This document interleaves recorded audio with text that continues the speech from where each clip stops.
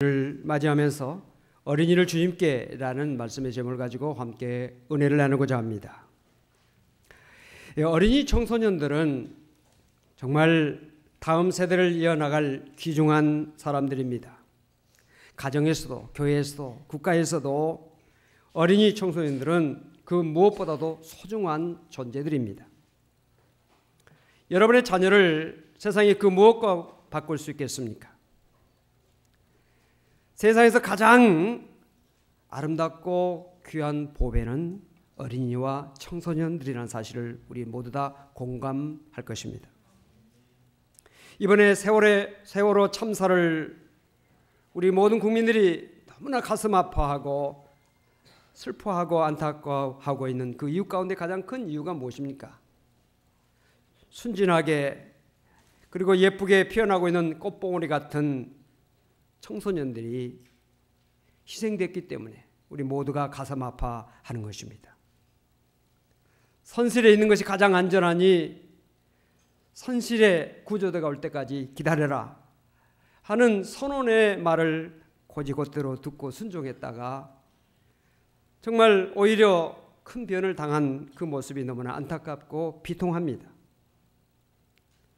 선원들이 조금만 안전수칙에 대한 상식이 있었더라면 그토록 많은 희생은 나지 않았을 것입니다.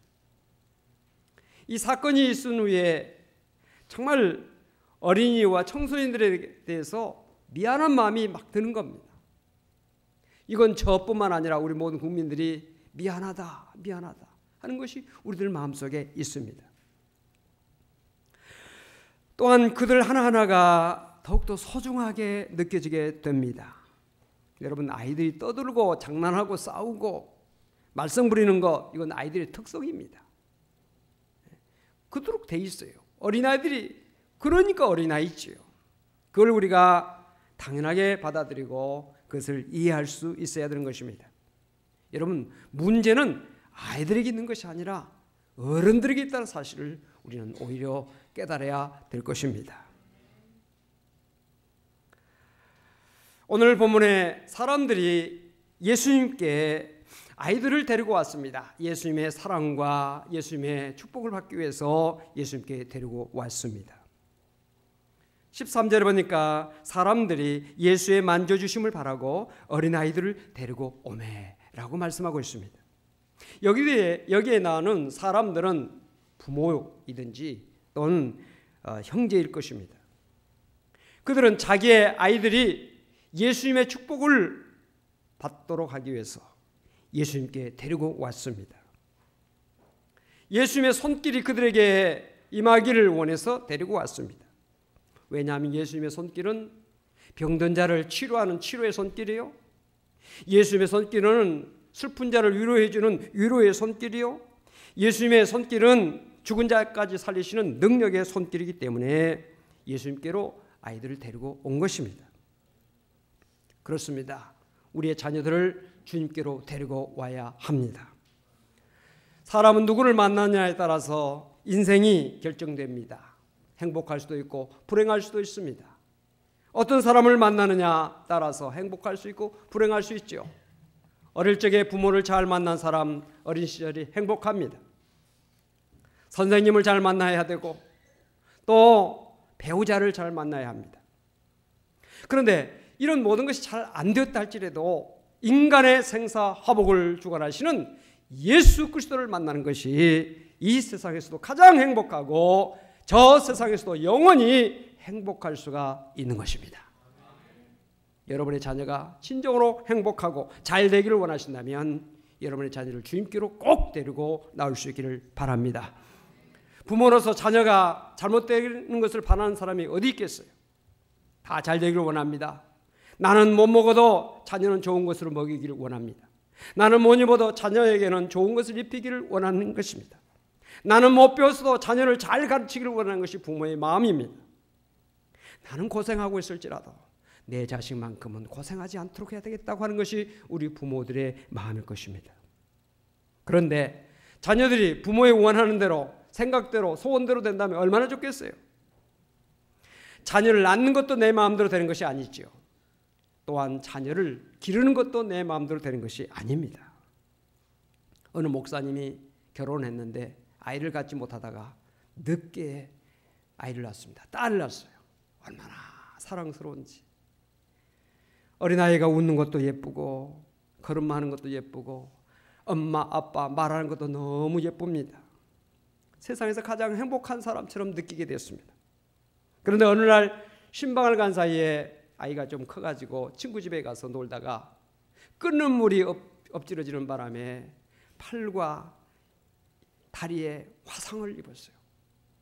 심한 화상입니다. 응급실에 달려갔지만은 치료한다고 했지만은 흉터가 많이 남게 됐어요. 너무 마음이 아픕니다. 곱게 길렀던 딸이 남자아이도 아닌 여자아이가 이런 큰 상처를 입었으니 흉터를 가지게 됐으니 얼마나 마음이 아픕니까? 그래서 목사님이 눈물로 하나님 앞에 기도했답니다. 하나님, 어찌하여 내 딸이 이런 어려운 가운데 있습니까? 내 딸이 이렇게 흉터를 많이 남기게 됐습니까? 내가 차라리 화상을 입고 내가 차라리 이런 흉터가 생겼으면 좋은데 왜 내 어린 딸이 이런 일이 생겼습니까? 라고 눈물을 흘리면서 기도를 했습니다.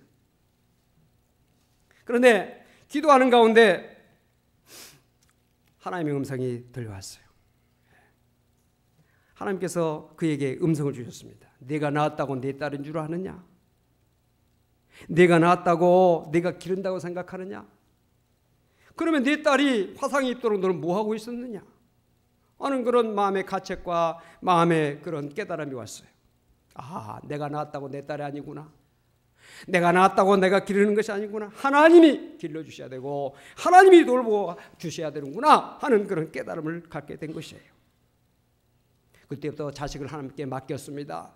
하나님께 의지했습니다. 하나님, 내 자식을 하나님께서 길러주세요.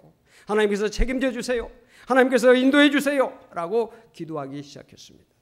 그 아이가 잘 자라서 미국에 유학까지 갔다 오고 지식적으로나 인격적으로 신앙적으로 훌륭한 사람으로 성장했다고 하는 그런 이야기입니다.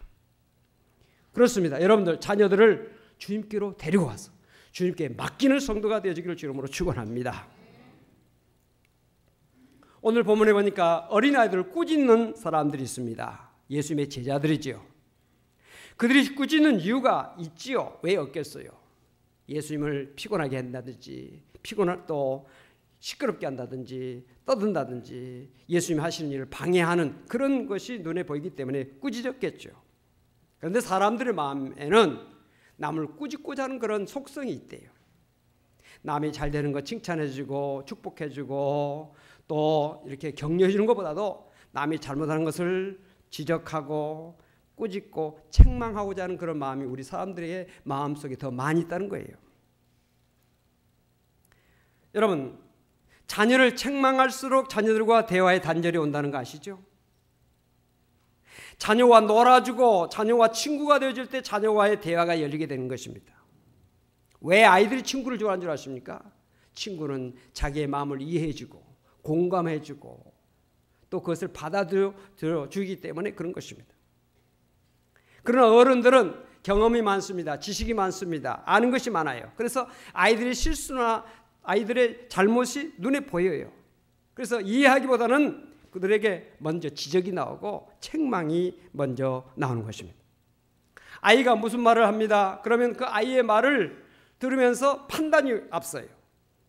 다 듣기도 전에 이 아이가 뭘 이야기하려고 하는구나 하면서 그것을 먼저 판단하고 그에게 그런 말을 하는 것입니다.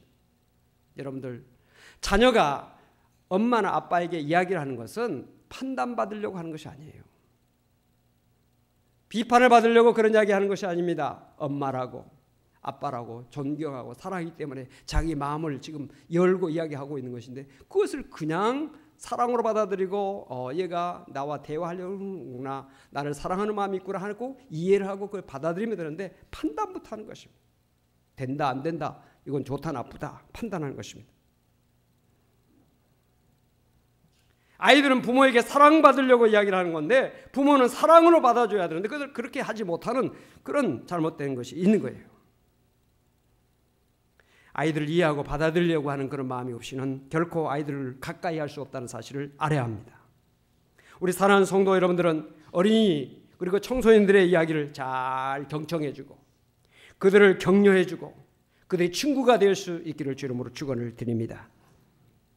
교회는 사람을 판단하고 정죄하는 것이 아닙니다. 책망하는 것이 아니에요.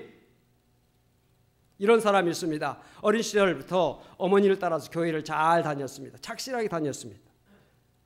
어린 시절에 교회가 얼마나 놀만한 곳입니까? 마당이 넓고 마당에는 또 놀이기구가 있죠. 그것에 놉니다. 교회가 얼마나 넓습니까? 뛰어다닙니다. 그런데 어느 목사님이 설교 준비하고 뭐 하는데 시끄럽거든요. 그 아이들을 야단칩니다. 그 말을 안 듣습니다. 그러니까 몇 가지 때렸어요. 그랬더니 그때부터 이 아이는 교회에 발을 딛지 않습니다. 평생 교회 문 밖에서 맴돌면서 교회 안에 들어오지 못하는 사람이 되고 말았다는 사실이에요. 우리 성도들 가운데는요, 저한테 그런 말 합니다. 목사님, 얘 좀 야단 좀 쳐주세요. 목사를 야단치는 사람으로 만드는 그런 사람들이 있어요. 목사님, 얘를 좀 축복해 주세요. 기도 좀 해주세요. 이렇게 할지언정 야단 쳐달래요. 야단 쳐달래요. 왜 목사를 야단치는 목사로 만들려고 그러십니까? 교회는 책망하고 정죄하는 것이 아니라는 사실이에요. 하루는 예수님께 바리새인과 서기관들이 한 여자를 끌고 왔습니다. 선생님, 이 여자가 가늠하다가 현장에서 붙잡혔습니다. 모세 율법에는 이 여자를 돌로 치라고 그랬는데 선생님 어떻게 하시겠습니까? 하고 다구쳤습니다. 그때 예수님께서 잠자코 있으시다가 그 다구치는 그 말을 계속 듣다가 예수님께서 말씀하셨습니다. 뭐라고 하셨습니까? 너희 중에 죄 없는 자가 먼저 돌로 쳐라. 이 말씀을 하시고는 몸을 굽히시고 땅에 글을 쓰시고 계셨어요. 아마 그 사람들이 예수님 앞에 민망해할까 봐 예수님께서 그들을 배려하시는 그런 마음으로 그런지 모릅니다. 이 말을 들은 사람들이 마음의 가책을 받습니다. 성경에 보니까 어른으로 시작해서 젊은이들까지 하나씩 그 자리를 다 빠져나갔습니다. 한참 후에 보니까 이 여자와 예수님만 남았습니다. 예수님께서 그 여자에게 말합니다. 사람들이 다 어디 갔느냐? 다 갔습니다. 죄 없는 자가 돌로 쳐야 되는데 예수님이야말로 죄가 없으시죠. 흠이 없으시죠. 아무 허물이 없으시죠. 그 여자를 돌로 칠 사람은 오직 예수님 한 분뿐입니다. 그때 예수님께서 그 여자에게 뭐라고 말씀하십니까? 나도 너를 정죄하지 아니하노니 가서 다시는 죄를 짓지 말라. 사랑으로 격려하셨습니다. 예수님의 사랑의 격려가 그 여인에게 있어서 100마디의 책망이나 100마디의 그 야단보다도 상처난 영혼을 싸매주고 위로하고 격려해주는 그런 말이 됐기 때문에 그의 삶 속에 새롭게 인생을 살 수 있는 원동력이 되게 된 것입니다. 사랑하는 성도 여러분, 성일 가족 여러분들, 우리 모두는 서로를 서로 감싸주고 사랑으로 감싸주고 허물을 덮어주고 이해하고 용납하고 상처난 심령을 싸매어주고 위로하고 격려해주는 성도가 되어지기를 주 이름으로 축원을 드립니다.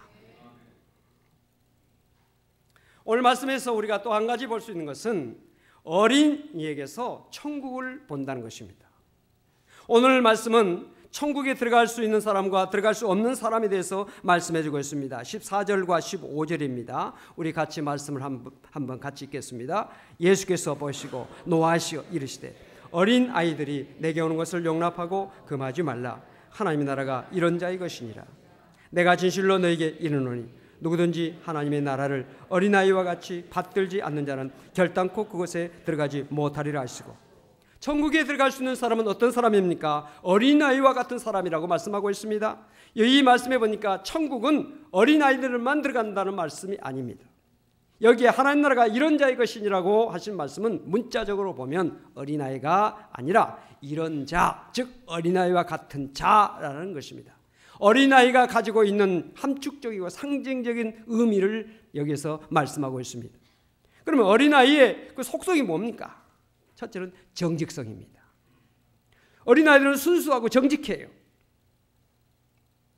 성경은 정직한 자가 하나님 나라에 들어간다고 말씀하고 있습니다. 시편 140편 13절에 보니까 진실로 의인들이 주의 이름에 감사하며 정직한 자들이 주의 앞에서 살리이다. 정직한 자가 주 앞에서 산다는 거예요. 주 앞에서 산다고 하는 말이 무슨 말입니까? 하나님과 함께 산다는 것이죠. 하나님과 함께 산다는 말이 무슨 말입니까? 하나님 나라에 들어간다는 말이잖아요. 하나님 나라가 이런 자의 것이다는 말씀과 연관지어 볼 때 정직한 자가 하나님 나라에 들어간다는 분명한 말씀이고요. 반대로 거짓말하는 자는 지옥에 간다고 성경은 말씀하고 있습니다. 요한계시록 21장 8절에 지옥에 가는 사람에 대해서 말씀하고 있습니다. 그러나 두려워하는 자들과 믿지 아니하는 자들과 흉악한 자들과 살인자들과 행음자들과 술객들과 우상숭배자들과 모든 거짓말하는 자들은 불과 유황으로 타는 못에 참여하리니 이것이 둘째 사망이라. 지옥에 가는 사람이 어떤 사람이냐? 우상숭배자, 믿지 않는 자 많이 있지만 그 가운데 거짓말하는 사람도 지옥에 간다 그랬어요. 정직이 얼마나 중요하다는 것을 성경은 말씀하고 있잖아요. 어린아이들은 순수하고 정직합니다. 어린아이들은 마음속에 있는 것을 숨기지 않고 그대로 표현합니다. 목사님이 어느 한 집사님 집을 신박했대요. 마당에 놀고 있는 아이에게 엄마 계시냐? 라고 물었습니다. 그랬더니 엄마가요, 목사님 오시면 어머님 안 계신다고 그렇게 말하라고 그랬어요. 근데요, 사실은 엄마가 안방에 있어요. 그러다는 거예요. 어린아이들은 거짓말에 익숙하지 않습니다. 어린아이들은 거짓말 하려면요, 얼굴이 빨개지고 막 가슴이 두근거리고 뭐 어쩔 줄 몰라 하면서 벌써 나타나요. 그런데 어른들은 태연하게 거짓말해요. 눈 하나 깜짝하지 않고 거짓말하는 것이 우리 어른들 아니에요. 이번 세월호 사건을 통해서 우리가 얼마나 우리 어른들이 순수하지 못하고 거짓말 많이 하고 정직하지 못한가를 우리에게 다시 한번 뼈저리게 느끼게 하지 않습니까? 이번 사건을 통해서 우리가 정직운동이 일어나게 될 줄 믿습니다. 정직하자. 우리 예수 믿는 사람들부터 정직하고 목사들부터 정직하고 우리 재직들부터 정직하자. 정직하자. 얼마나 거짓이 난무합니까? 얼마나 이 땅에 정말 부정이 정말 얼마나 이렇게 만연합니까? 큰 사건은요, 한 가지 실수 때문에 오는 게 아니에요. 총체적인 잘못과 잘못, 거짓과 부패가 막 쌓여가지고 폭발되는 것이 참사예요. 한 가지 잘못됐기 때문에 온 게 아니에요. 보세요. 모든 게 하나하나 지금 언론에서 나오는 모든 것들을 보면요, 하나하나 잘못된 것들이 너무너무 많아요. 이런 것을 보면서도 우리가 기도하지 않을 수 있습니까? 우리 자신을 살펴보면서 깨달음이 없다는 것은 이건 하나님 앞에 너무나 부끄러운 일 아닙니까? 오늘 우리가 이런 사건들을 보면서 정직운동을 전개해야 돼요. 공직자로 시작해서 어린아이까지 정직하는 그런 운동이 벌어져야 됩니다. 그래야 이 나라가 소망이 있어요. 이 나라에 발전이 있어요. 이 나라가 반석에 설 수 있어요. 거짓 위에 세워진 것은요, 다 허물어지게 돼 있어요. 망하게 돼 있어요.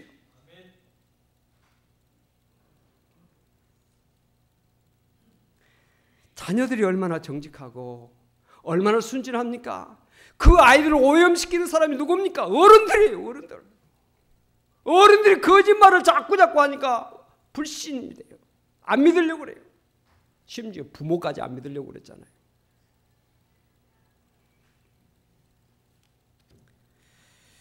우리가 정직한 사회가 되기 위해서 우리부터 정말 정직하자 하는 그런 마음의 다짐을 가지고 살아야 될 줄로 믿습니다.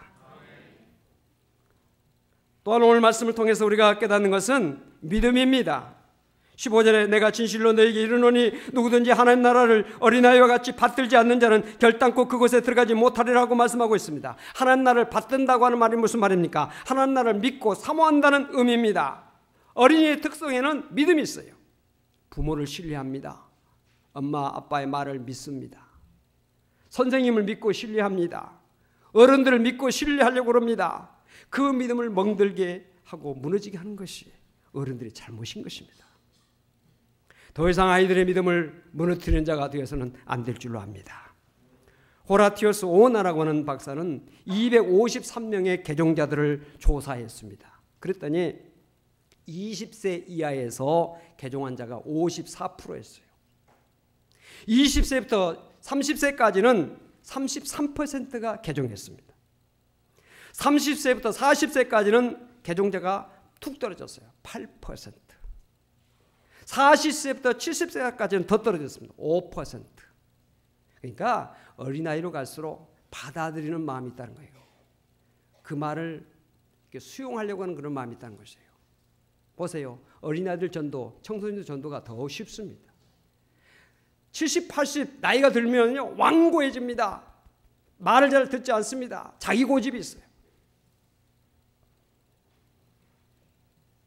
영접하는 자, 그 이름을 믿는 자들에게는 하나님의 자녀가 되는 권세를 주셨지만은 영접하지 않는 자는 하나님의 자녀가 될 수가 없는 거 아닙니까?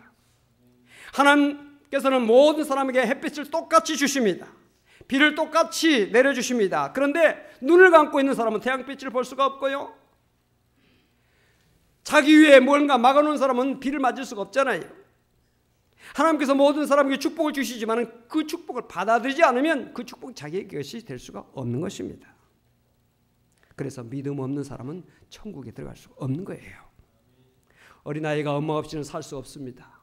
마찬가지로 우리가 하나님의 자녀된 오늘 우리들은 하나님 없이는 살 수 없다는 사실을 분명히 알고 내 자녀들이 정말 잘 되기를 원하고 정말 그들이 행복하기를 원하고 그들이 형통하기를 원한다면 하나님 앞에 그들을 데리고 나와야 될 줄로 믿습니다. 자녀는 여호와의 주신 기업이라고 그랬습니다.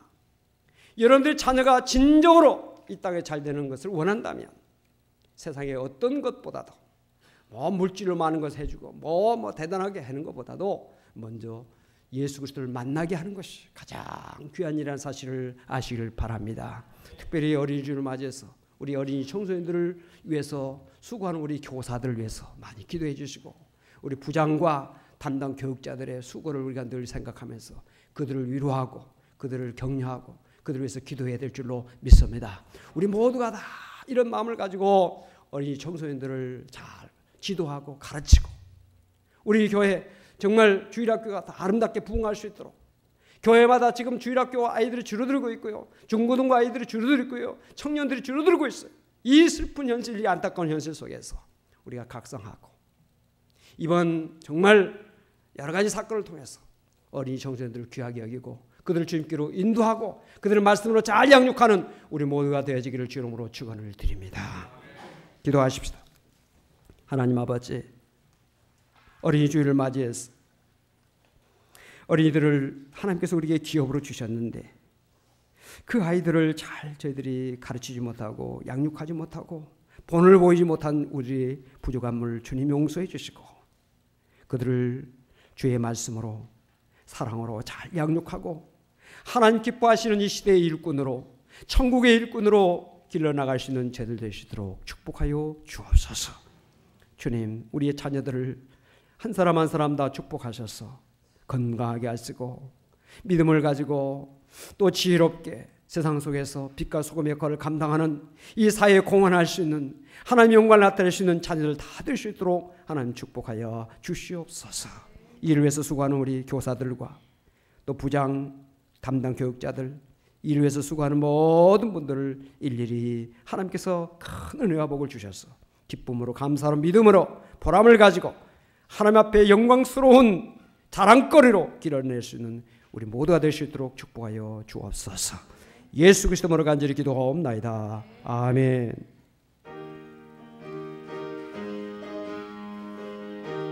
오늘 헌금은 세월호 참사자 가족을 위해서 쓰여지게 될 것입니다.